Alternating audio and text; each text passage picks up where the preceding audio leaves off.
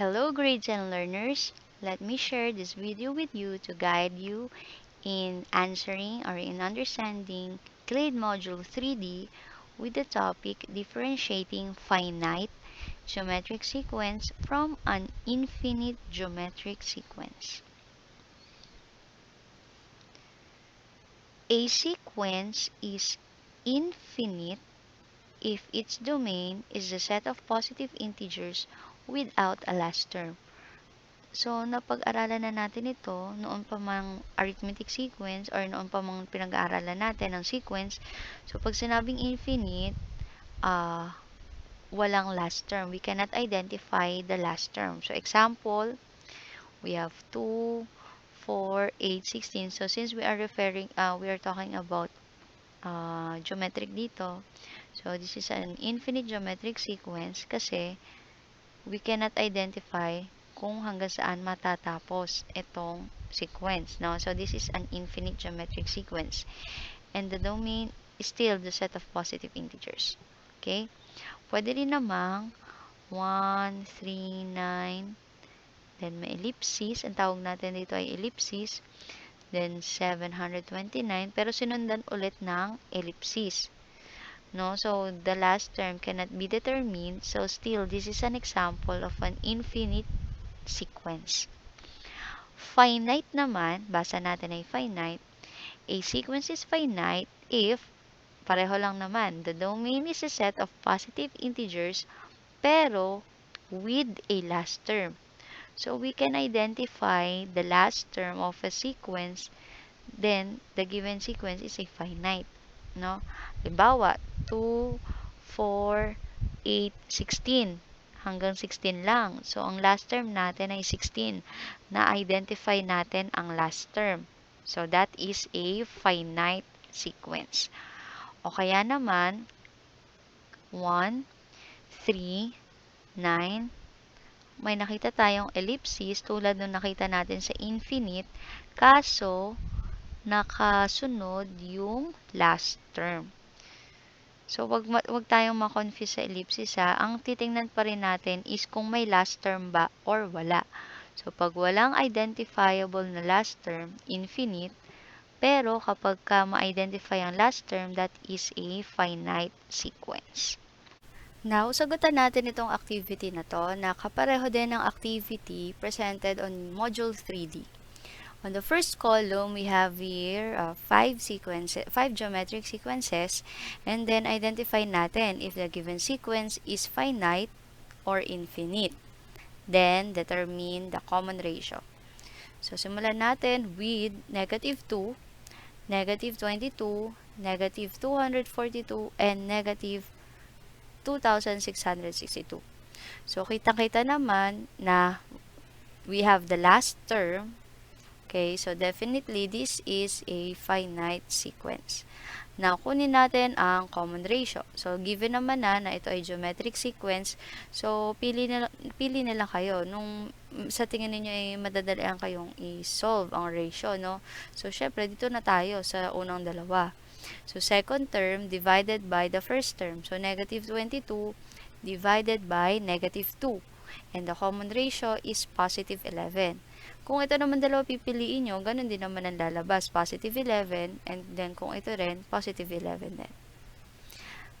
Okay, now let's have the second sequence. 144, 108, 81, 60.75. Okay, pansinin na meron tayong ellipsis dito. Okay, so ibig sabihin ng ellipsis dyan, the sequence continues infinitely.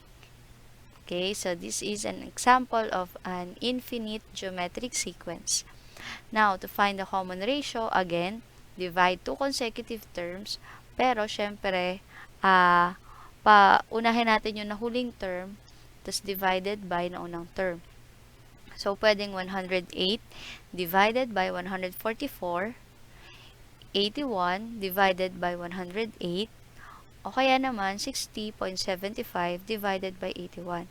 Ngayon, meron naman kayong calculators dyan sa bahay. So, para mas mapadali, pwede nyo namang gamitin yon to check if your answer is correct, no? Pag kumukuha kayo ng ratio. Now, in this case, the common ratio is 0.75.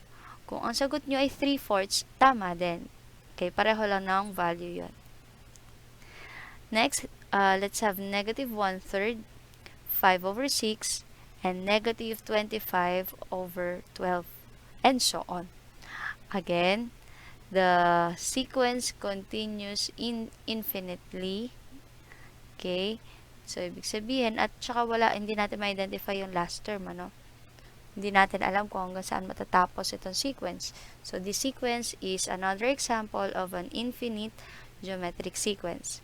Now, to find the common ratio, ganun din ang gawin natin. Divide second term by the first term, o kaya naman, third term divided by the second term. Pwede rin naman na sa case na to, tingnan natin yung pattern ng numerator. So, 1, 5, let's say negative 1, 5, negative 25. So, we are multiplying negative 5 to each of the terms. And then, tingnan naman natin yung denominator, to each of the numbers, Then, tingnan natin ang denominator, 3, 6, and 12. We are actually multiplying each of these numbers by 2. So, pag pinagsama natin, we have there negative 5 halves. Next, let's have decimal naman. 0.6, 3.6, 21.6, and 4,665.6. May presensya ng ellipsis. Pero, sinundan ito ng last term. So, this is a finite geometric sequence. Kasi may last term. We can identify the last term. And then, ang common ratio natin, again, divide tayo. 3.6 divided by 0.6, 21.6 divided by 3.6, and the common ratio is positive 6. So, alin man dun sa tatlong consecutive terms ang gamitin ninyo. Pero, hindi natin pwedeng gamitin yung 4,665.6 divided by 21.6. Kasi, etong ellipsis, ibig sabihin, may mga terms in between pa sila. So, hindi sila magkasunod.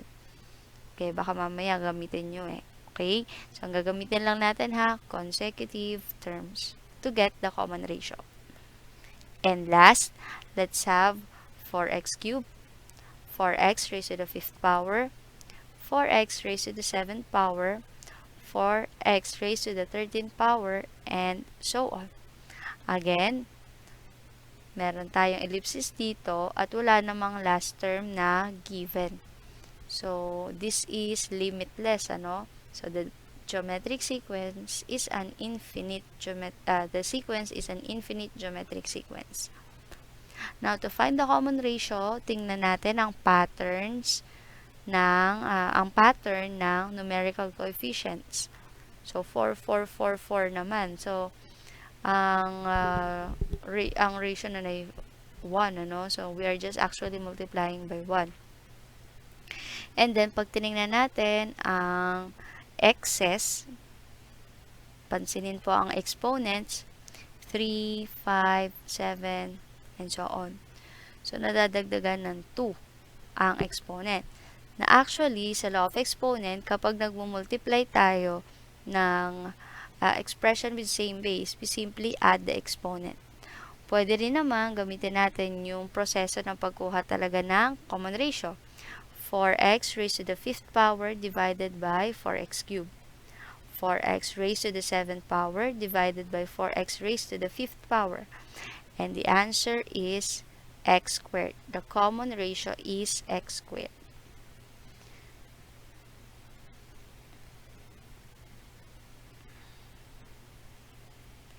Happy learning!